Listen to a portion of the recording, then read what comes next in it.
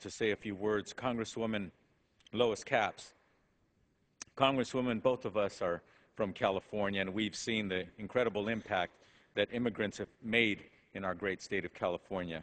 Recognizing those contributions is not a partisan matter for us in California now, is it? One thing that I'd like you to share with us, please, is your perspective on whether or not this is a partisan issue or not. Thank you very, very much to my colleague from California, Tony Cardenas. And yes, I do have a letter that I will share, but I want to discuss the matter in general first. And so I thank the speaker for convening this hour. I thank my colleague for organizing all of us to address a topic of central importance to our state of California, several of us here, but also to the entire country. I join my colleagues in strong support for comprehensive immigration reform. We honor the many contributions that immigrants have made to our country during Citizenship Day this week. But we cannot forget the millions of immigrants left behind by our broken immigration system. These are the immigrants who contribute to key sectors of our economy. They are such a vital part of agriculture, of housing, of manufacturing, retail, hospitality, tourism, engineering, technology, and on and on. These are hard-working people, immigrants who often face separation from their families, lower wages, and face the fear of deportation, and this forces them to take their skills often to our competitors at great disadvantage to our own economy. We can all agree that our current immigration system is not working.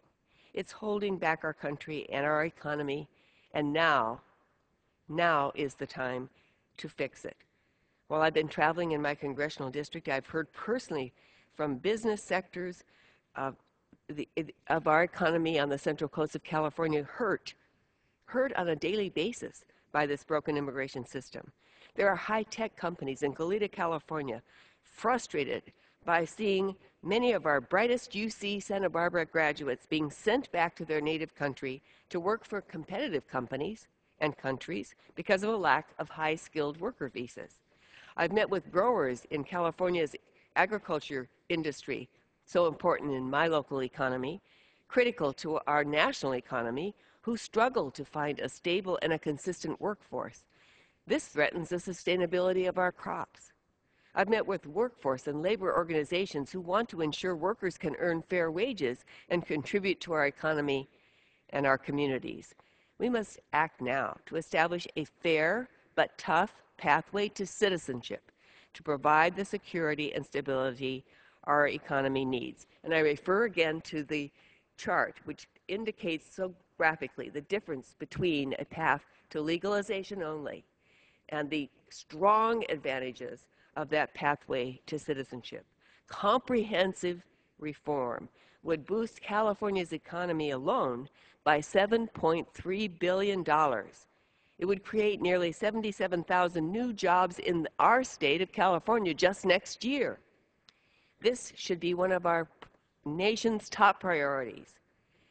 Mr. Speaker, I would also note for the record that while members of my party are very enthusiastic about advancing comprehensive immigration reform, this is a strong bipartisan support. For example, the Senate passed comprehensive immigration reform on a strong bipartisan vote not too long ago.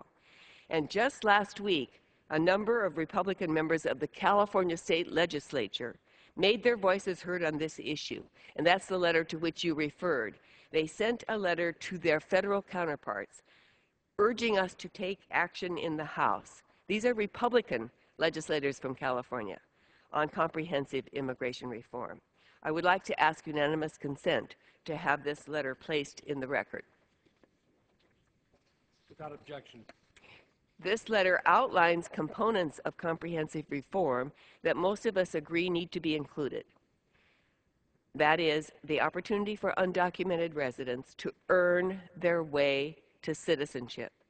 Wisely, the California State Representative legislators, Republicans, wrote, and this is a quote from their letter, there is no policy debate more important to the future of California and of America than passing comprehensive immigration reform. I could not agree more. Mr. Speaker, my colleagues, it is time that we have the opportunity here on the floor of the United States House of Representatives to debate and to finally have a vote on comprehensive immigration reform. Our country, our economy, simply cannot wait any longer. And thank you for the time, my colleagues from California. I yield back the balance.